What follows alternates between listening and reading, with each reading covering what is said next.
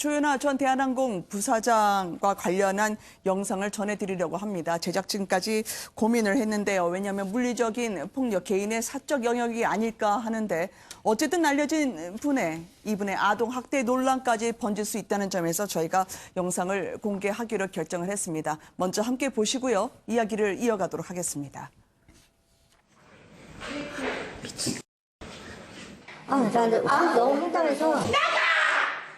아니 뭐 잘못했어. 왜냐면은 왜 애가 저기 있는 거 보는데 근데 애가 단 거 먹는 거 얘기가 아니잖아. 밥 먹기 전에 먹는 걸 보내는 거 아니야. 밥 먹기 전에 먹는 거. 이성적으로 생각해봐. 아까 애가 와서 저기서 애가 뭘 먹었어. 어디서 들고 왔어? 밖에서 들고 왔어. 내가 밥 먹기 전에 먹지 말라고 그랬어. You heard too, right? I keep on telling you not to eat before dinner. You heard, right? The jelly. 그거 계속 얘기했어. 그 지도 알아. 근데 먹고 싶으니까 그거는 먹지 말라고 자기가 옆에서 얘기를 해야 되는 거야. 그 얘기야. 끝나고 먹으라는 거야. 끝나고. 조현아 전 부사장으로 추정되는 분이 어린아이를 향해서 고성, 그리고 옆에 있는 남편을 향해서 폭언을 퍼붓는 장면이었습니다만 아마 많은 시청자분들은 그 앞에서 부동자세로 귀를 막고 서 있을 수밖에 없는 아이에게 시선이 꽂히셨을 것 같습니다. 양절 변호사님, 일단은 어떻게 보셨는지요? 굉장히 씁쓸하죠. 네. 그리고 뭐 어떤 집안이나 이런 걸 떠나서 아이로서는 저 모습을 도저히 감당할 수 없었을 것이다. 그리고 저 어린아이가 오죽하면 저렇게 스스로 귀를 막고 네. 있겠어요. 저게 한두 번이 아니었을 수도 아닌가라는 그런 생각까지 들게끔 만드는 그런 네. 장면 아니겠습니까? 좀 마음이 일단 아프고요.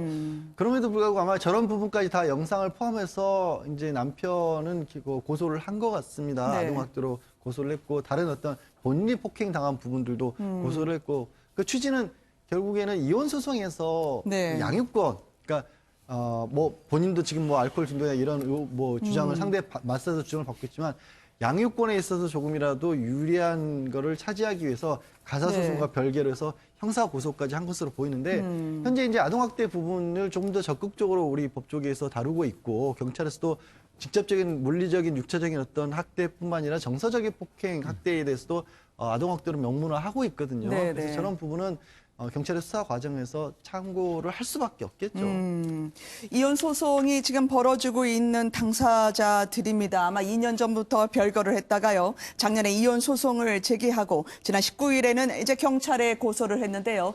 아동 학대 부분으로 지금 논란이 지켜질 수 있습니다만 이 남편 일방의 주장이기 때문에요. 저희가 한쪽의 주장에 근거해서 말씀을 드릴 수는 없고요. 조현아 전 부사장 측의 주장이 분명히 있을 거라고 생각이 듭니다. 정 변호사님, 일단 이 아빠, 나를 지켜달라고 아이들이 아빠에게 호소를 했다라고 조금 전에 남편 박 씨 측의 입장문이 나왔더라고요. 네. 이제 그렇게 주장하는 것이 우리 양 변호사님 말씀하신 대로 이제 양육권과 관련된 것이라고 한다면 그렇게 볼 여지는 있습니다. 왜 그런가 하면 이제 부부가 이혼할 때 네. 아이들이 어리다고 해서 무조건 엄마에게 양육권을 주는 것이 아니고 이 아이를 위해서 가장 좋은 사람은 누군가 네. 양육자로서 그걸 보고 판단하거든요. 그렇기 때문에 네. 뭐 아빠와 같이 지내는 것이 이 아이의 건전한 성장을 위해서 좋다는 그런 결론이 내려지면 아빠에게 양육권이 주어지게 되죠. 네, 또 안 네. 그러면 어머니에게 주어지게 되고. 근데 이 사건의 경우에 만약에 아이가 네. 아빠한테 아빠 나 끝까지 지켜줄지 하고 애원하고 매달렸다고 한다면 네. 이런 아이를 엄마로 하여금 키우게 하는 건 아이의 성장에 아주 안 좋지 않겠습니까? 그런 점에서 아마 이런 것을 이제 네. 공개한 것으로 보이는데 또 이거는 또 말씀하신 대로 또 아이 아빠 쪽의 일방적인 주장이기 때문에 또 조현아 씨 측의 주장이나 증거를 좀 더 봐야 네. 객관적으로 우리가 판단할 수 있을 것으로 보입니다. 네, 조현아 전 부사장 측 주장을 잠시 뒤에 좀 전해드리려고 하는데요.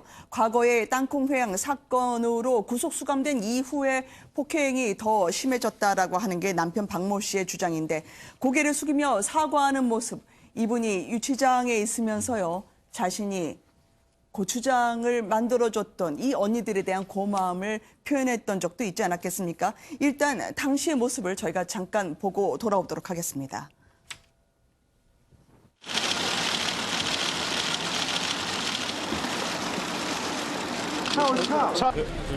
신경한 말씀해 주십시오. 피해자들께 하실 말씀 없습니까? 필리핀 가사 도우미를 불법으로 고용했다는 혐의에 대해서 인정하십니까? 무리를 일으켜 죄송합니다. 어머니 이명희 소송 과정에서 재산을 위해서 오히려 남편 측이 과한 주장을 하고 있다라고 부인은 이야기하고 있지 않았겠습니까?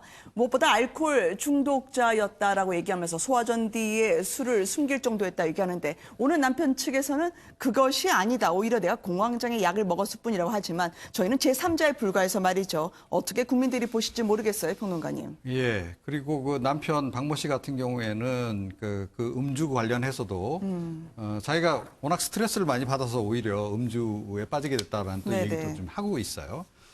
그래서 이게 참 이 부부간의 관계라고 하는 것은 또 역사가 있는 거기 때문에 그렇죠. 어느 네네. 일방의 얘기만을 가지고 우리가 진실을 참 판정 짓기가 좀 어려운 것이고 네네. 뭔가 이렇게 양쪽 다 이렇게 좀 쌓인 것들이 굉장히 많다 보니 이제 이런 상황까지 이제 온 것 같긴 합니다. 네네. 역시 이제 뭐 이 이혼 소송에 들어가게 되면 정말 밑바닥까지 내려간다라고 흔히들 네. 얘기를 하는데 네. 정말 그런 상황까지 지금 이제 보게 되는 건데 네.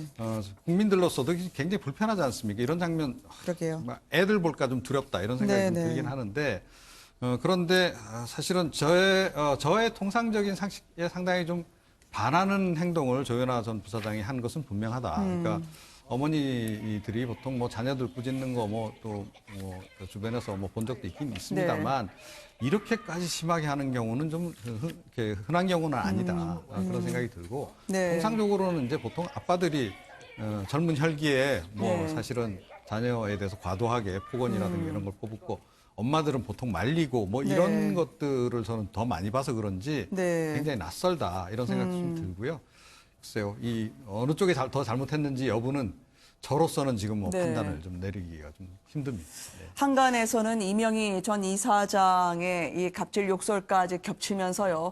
저 아이가 수십 년 전에는 조현아 전 부사장처럼 느껴지지 않았을까라는 얘기도 있었는데요. 어쨌든 이 대한항공 이 일가를 보면서 많은 분들이 착잡함을 가누지 못할 것 같아요, 양 변호사님. 그렇습니다. 사실은 이제 저런 정도의 상황이면 어찌 보면 좀 외부의 도움을 좀 받아야 되는 게 아닌가. 뭐 이명희 전 이루재단 이사장도 그렇고 네. 뭐 조현아 전 부사장도 같고 뭐 저런 모습만 있지는 않을 거 아니겠습니까? 평상시에. 그리고 어쨌든 한 가지 그런 생각이 듭니다. 저렇게 뭐 아이에 대해서 학대받았다고 남편은 주장을 하지만 어쨌든 조현아 전 부사장 또 본인의 아이를 키우고 싶다라고 얘기를 하고 있어요. 저는 왜 이 말씀 드리냐면 요즘부터 이혼 소송하면서 서로 안 키우겠다고 싸우는 경우들까지도 네. 있거든요.